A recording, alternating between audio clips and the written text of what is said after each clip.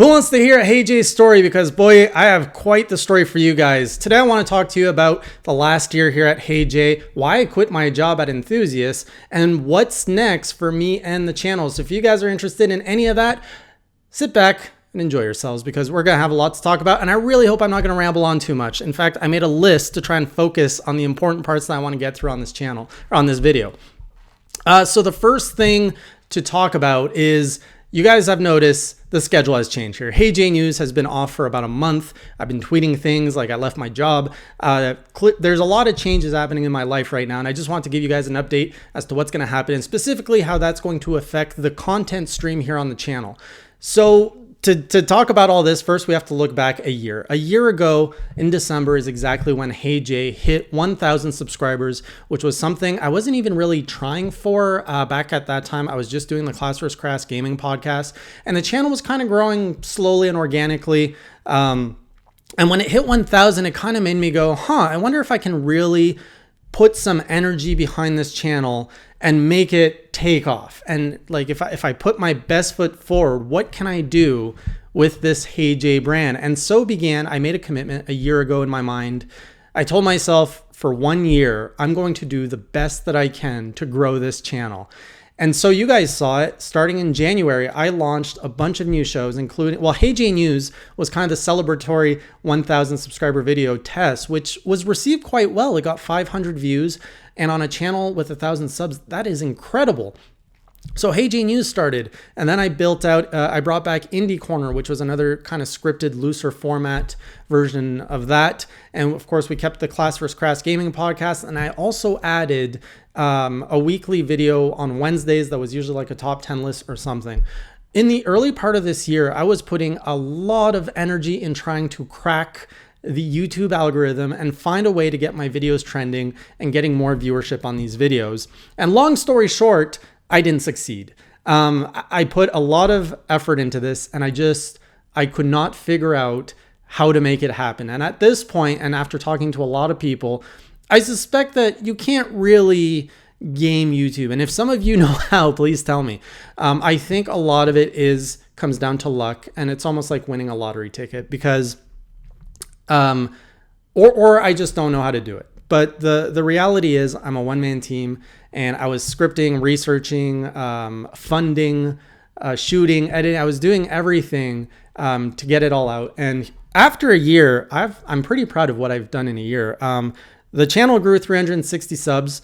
I put out 86 produced videos. Those are any kind of video where I had to script, shoot, and edit, and over 100 streams. So I've definitely shifted more into streaming in the later part. But my take on it is that YouTube doesn't really push produce content anymore. So we all remember when YouTube was young, animators were able to actually make a living off YouTube, and then the whole algorithm changed, and it was no longer feasible to do animated videos on YouTube full time. It just like the watch time out, like everything shifted to watch time instead of views, and animation didn't make sense. Now you don't see animators on YouTube anymore. I suspect the same thing is happening now, where you're seeing a shift to more streaming content with competitors like Twitch, Mixer, all getting in on this. And the conversation now is all about streaming. And it just seems like if you're not already an established content creator, it's even more difficult than it was before to break that seal, if you will, with produced content. It's even harder when you're a one-man crew who also has a full-time job and who also is raising a child. So I'm not trying to put the pity card out here. The reality is just I didn't have enough time. I used all the time I had available to me, and I couldn't make it work. So after a year, I'm about a month short from my full year, but I've already seen the effects. For example, Hey Jay News, which used to get 500 views, slowly deteriorated over the years, and now it's actually quite difficult to break 100 views. And that's not anything to say about the viewership base or the subscriber base. I hear you guys, and I see that you guys really like the content. It's just I don't think YouTube is helping me, or I don't know how to make YouTube. I don't know how to work it. I just don't know how to make it work. So we need to reassess and do new things. Just because a lot has changed in the past year, which I'm not trying to get to this, but basically my schedule before was I had my full-time job. All my days were allocated to that. And then my evenings and weekends were dedicated to making videos. So a video like Hey J News, I got that down to 6 hours. Same with Indie Corners. The production I got to from start to finish 6 hours. So I would pretty much finish work on Friday, start working on Hey J News, scripting, shooting it, editing it on Saturday, and then doing Indie Corner on Sunday, the Class vs. Crass gaming podcast as well. And then trying to squeeze in a little bit more time to do a top 10 video on the Wednesday. And that's just very difficult, and it comes with sacrifices. Anything in life has sacrifices. And as I was watching basically my son grow up, I realized I was spending less time with him. I did develop a new relationship in the past year, and it came to the point where it was either I keep down this road of pushing YouTube content and sacrificing all these personal things in my life, or trying to find a better balance, which is where I am now. Unless I get that card that I have that confidence, I know what I'm doing with YouTube to get success, it's just not worth the sacrifice at this time. So plus, on top of all that, I did make the decision to leave my job at Enthusiast Gaming, quitting my job again after 3 years. So if you guys remember the video 3 years ago, I left my corporate job to pursue building Enthusiast Gaming. And again, long story short, I don't want to get too off track. The main reason I left is because I saw well, there was two factors. I saw opportunities outside of the company that I could not pursue unless I detached myself from the company. And so that's a huge leap of faith, probably a bigger one than when I left my corporate job for Enthusiasts, because when I left my corporate job for Enthusiasts, there was someone there to catch me on the other side saying, we have some level of financial stability for you. Help us build this thing together.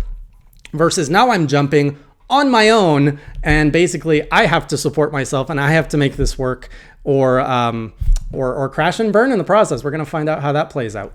What else was I talking about that? Oh, and the second reason I left is there was a basic sense of mission complete. So when I joined Enthusiast Gaming, there was just 4 or 5 of us. And the company had at that time, it was very small. We had pretty much just NintendoEnthusiast.com, and we had the concept of an event. And anyways, fast forward 3 years, the company has grown into a multi-million-dollar company that is now publicly traded, and we've successfully built the biggest gaming expo in Canada, which is called EGLX. And that has tens of thousands of people that go now consistently every year. And it's there. That thing did not exist back when I joined it was there 3 years. But when I met this company 5 years ago, this was a dream that we talked about. We're like, we need an event in Canada. And now here we are. And there is this event that happens every year for gamers, by gamers, called EGLX. And it exists. So I had a certain sense of fulfillment there, and now it's time to try something new. So all that to say, what is next? The project that I'm jumping into, I can't really talk about that yet. That's going to be talked about more publicly in the coming weeks, when I can share more stuff there. But in the content side and video side, here's what's going to be changing. So basically, Hey J News, I need to put on hold or on the back burner indefinitely. Basically, I cannot keep giving up that much time to a show that is not set up for success, in the sense that I don't have a team to support. I don't have anyone that can actually help me figure out how to make that show grow. I do have people who are interested in funding that show, and if I can get a deal where Hey J News gets funded and we can kind of format it but keep the same energy, I will definitely bring it back. But for now, I just need to put my efforts somewhere else. What else? You've probably also seen I've been starting to work with ReRes. So you guys probably know Shane from ReRes. We actually live in the same city, and we're now working together on the brand, specifically Hot Take, which is kind of a conversationalist 10 to 20 minute show that comes out every day, Monday through Saturday, and there's 4 of us working on that, including Shane, Adam, Tristan, who you might know as Glass Reflection. He's a pretty big channel that reviews anime, and then myself. So we kind of circulate in and out of that show. There's always 2 hosts every day. We pick a topic, we talk about it. So when there's a topic I'm really interested in, I get on camera and I talk with one of those guys. So we're building that, and it's just really exciting to be working with a team on YouTube. You just have so much more resources to leverage and to lean on, and so many more insights and points of view. So we're going to focus on building that brand now. And as that grows, more opportunities are going to open up. So we'll see what that leads to. You know, I have a lot of shows that I've kind of left on the back burner over the years, through my time at Nintendo Enthusiast, as well as just on HeyJ, just because of time commitments and basically the return on investment. If I wasn't seeing this show going anywhere, I had to put on a back burner, not because I didn't enjoy doing it. So yeah, that's the biggest change that's going to happen in HeyJ. The rest of the stuff is going to be staying the same. There's still going to be the Class vs. Crass Gaming podcast happening every Sunday at the usual time. I'm still going to be doing the Castlevania stream that is now going to be on Mondays, and the Indie Corner stream, which is going to be on Wednesdays. And the reason I switched Castlevania and Indie Corner is because thanks to ReRes, I can have access to a lot more indie games through that studio. And because of my schedule, I can only go to the studio to stream those on Wednesday nights. So that's why I did that switch. That said, because I'm still playing Castlevania Diaries are still going to be happening, and I will still probably release videos from time to time that are a little bit more scripted and formatted as I have time and as I have inspiration to do them. A top 10 or a Castlevania. I still have to do my big Castlevania review, which at this pace, it's going to be in 2020 sometime, but that's going to be happening. So anytime that there is something I really need to share, definitely there will be more content coming out here. It's just the schedule we're pretty much throwing out the door, except for streams and pre-produced content. I just can't do right now because of my commitments. The other brand is HeyJ Eats, which that's a weird one because it's still going to continue. And my goal is to put out 1 episode a week, usually on Sundays, because I like trying weird things. And that's a fairly easy show to make. I just bring a snack here, I eat it, and then I upload it. I chop it up a bit and I upload it. And that's the weirdest show in my 1-year experiment because I put so much work and effort into the gaming content. The HeyJ Eats was like an afterthought. I'm like, I just want to try this and have fun with it. And it's very casual. And the first episode of that, I have a lot of people that I've known for years that I know for a fact do not watch any of my videos simply because they're onto gaming. And they came out of nowhere and just like, I really like this video. I really like HeyJ Eats. You need to do more of this. So I got a lot of random support for HeyJ Eats, and it's something I'm not really trying hard on, and I'm just putting a video out. It's very kind of like a hobby, and it's getting decent momentum. I just got one video that broke its 1,000 views a few weeks ago, and that's the Barbican one. If you're interested in checking that out, it's a very delicious non-alcoholic beer. So HeyJ Eats is still fun to do. HeyJ is also still fun to do, but it just has to be toned down and brought into a level that I can actually manage without bringing undue stress on myself or financial risk. So that's where I am today. Anything could happen. Anything could change in the next month or two.